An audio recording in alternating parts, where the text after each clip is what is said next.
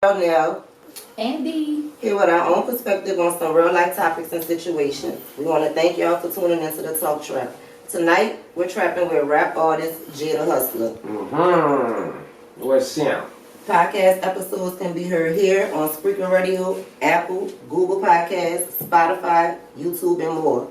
We told y'all we calling this episode Free Smoke Friday, so get ready, we about to smoke this bitch out. All right, so tell the trappers about yourself and where they can find you at. Tell them all about your movement and everything. Oh man, a little bit about me, man. First of all, man, I am Jada Hustler, aka Mr. Free Smoke Friday. You know, a little bit about me, man. You know, I'm not a real street nigga, but I am a real nigga from the street, nigga. You know what I mean? That's one thing you gotta know about me. You know what I mean? I am not J.A. Hustler. I am J. The Hustler. I will do whatever I have to do to provide by any means. You know what I'm saying? It's not just a one-way street with me. You know, I'm definitely about going on all roads that lead to success, no matter how bumpy or how many potholes. You know what I'm saying? I'm from New Orleans, so I'm used to potholes. All right. So, how you feel? Do you feel like your surroundings shape you? Like, give you like the creativity that you have right now? Like, Oh yeah, definitely. molded you? Definitely, man. You know what I mean? My surroundings, you know what I mean, have always changed, you know what I'm saying? For instance, you know, when I was 11, you know, my father, he killed my mother and he killed himself, you see what I'm saying? And before then, we was living in New Orleans East. That's when New Orleans East was good, you know what I'm saying? So I was like in 95. So with that being said, my surroundings changed. You know, you went from being able to leave your bike outside on the lawn that night and coming out to it in the morning until I left my bike outside the corner store, went got a quarter water, came out 5 minutes later, uptown, where we moved after they died, and my bike was gone, you know? Yeah, so it was a harsh reality for an 11-year-old. Not only are your parents dead, but your surroundings are very different now, and you have to adjust and adapt accordingly. So, yeah, that's what made me, you know what I mean, shape and shift my personality until, which I think is very unique and it's like no other, you know. Okay. So how long have you been rapping for? I have been rapping, I would want to say for a good 20 years. A good 20 years, you know. Okay. All right. So what inspired you? What you just thought? Oh man, I would want to, you know what, Kid and Play. Kid and Play inspired me, you know what I'm saying? It's to keep it real, man, you know what I'm saying? Dudes was, you know, they could sing, I mean, they could rap, they could dance, and the girls liked them because they could rap and they could dance. Like, who don't like girls?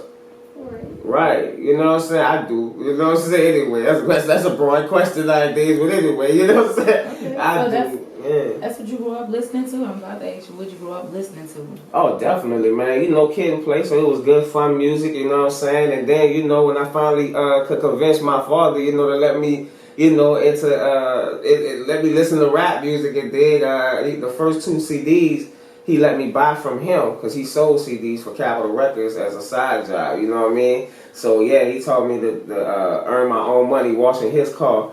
You know what I'm saying? And then buy what I wanted from him. You heard him when it came back to him. So shout out to Pop for first hand showing me how to be a hustler. Keep the money in the hood. Yeah, right. Keep the money in the family. Yeah, it's circulation. You heard me? Shout out my pops. You did. And yeah, so when I did, the first 2 CDs I bought from him was The Brat and Bone Thugs and Harmony. You know what I'm saying? Funkify and no, the first album.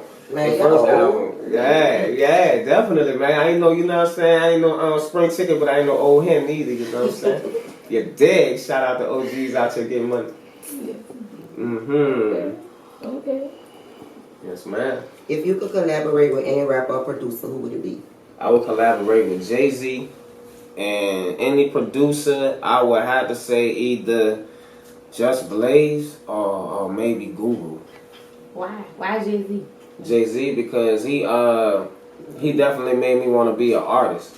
You know what I mean? When I was before I seen anything that had anything to do with him, I wanted to be a rapper. You know, a rapper just say a bunch of stuff, make it rhyme, and you act like you mean it, right?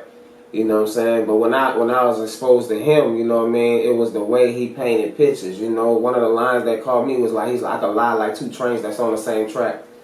And I had to really stop and think about it. I was like, wait, hold on, wait a minute. First of all, the trains are lying down on the track. You know what I'm saying? It's like, yo, that broadened my horizons. I was like, yo, he ain't just rapping. Like, dude is painting a picture. So I wanna, you know what I mean? I wanna do that. And not only that, but time is the best teller. You know, time is the best. It'll tell you everything. So over time, to me, he has proven to be one of the few, very select few rap artists who said who he was and consistently has been that. And even as he made changes to himself, he was honest enough to let you know that, hey, who I said I was back then, that's not me anymore. This is me. Accept me as who I am, or don't rock with me at all. Have you ever dealt with performance anxiety? Yeah, every time I hit the stage. Every time before I go on, I'm nervous. You know what I mean? But once my music come on, I forget all about that. What message do you want people to take from your music? The message I want people to take from my music is that you can literally be yourself, even if you don't know who that is. Just tell the people you don't know who that is. It's that easy. It's that easy to be honest. You know, some people don't want to be honest because they don't even know what the truth is. It's like, who am I? You know what I mean? Well, tell the people that. Tell the people right now, I'm confused. Yeah, and I'm trying to discover myself. But while I'm doing it, y'all going to be on this journey with me, whether you like it or not. The ones who going to ride, we ride. And the ones who ain't, you weren't supposed to ride with me nowhere. Straight up. Yeah, straight up. But going back to your, I know you said Jay-Z is, that's your favorite. Yes. Who's your top 5? Top 5, dead or alive. It would have to be Pac number 1. Even though Jay-Z is my favorite artist, you know what I'm saying? It would have to be Pac number 1, Jay-Z number 2, Eminem number 3, which he could arguably be number 1. And why? Because I ain't gonna cut you off. yeah, Why? he's surgical. He's surgical with words. There's nobody that could touch Eminem with words. You know, whether they would like to admit it or not, you can't do it. You can't do it. Wayne, Jay-Z, anybody that was on the track with him. Jay-Z twice, so he's number 2 and number 5. Yeah. No. What I'm saying, like I'm talking about people that can't touch Eminem on the mic. When it comes time to show up on a song with Eminem, it's like everybody is like, I'm gonna let him have this. You know what I'm saying? Because dude is surgical. He's just nasty. He's one of the best rappers that ever touched the mic. Period. So what do you take from each one of them? Their truth. They're in their truth. You know what I mean? And time has told that. You know what I mean? Yeah. Yeah. So it's like I take that and I take the characteristics of a great artist from them. You know what I mean? I take what makes them a great artist. You know, one is living one is just speaking on his day-to-day things, and those happen to capture your ear because the same sufferings are being experienced by your brotherhood in the world. That's what it says in 1 Peter chapter 3, verse 7.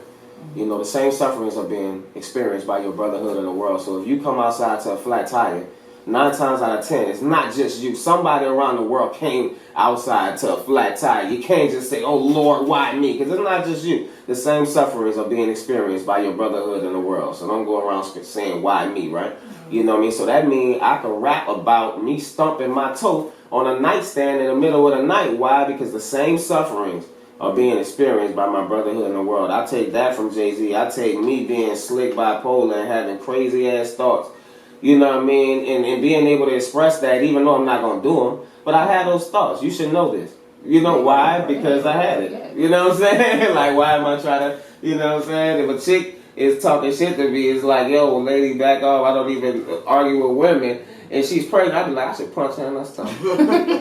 You know what I'm saying? What you going to say now? You know, make your water burst. You know, but I'm not going to do that. But I might rap that shit. Why? Because I had the thought. And I'm honest enough to say it. So I take that from him. So I take all the characteristics of being great from all these artists. You know what I mean? So 1, Pop. 2, Jay-Z. 3, Eminem. 4, Biggie. And 5, Wayne, because he's from my city. And he has proven over time to be who he said he was, which is the best freaking rapper alive.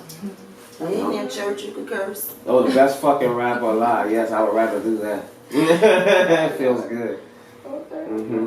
So, all right. So Fuck. I'm sorry, I had to do that again. wow. Get it out your system. Yeah,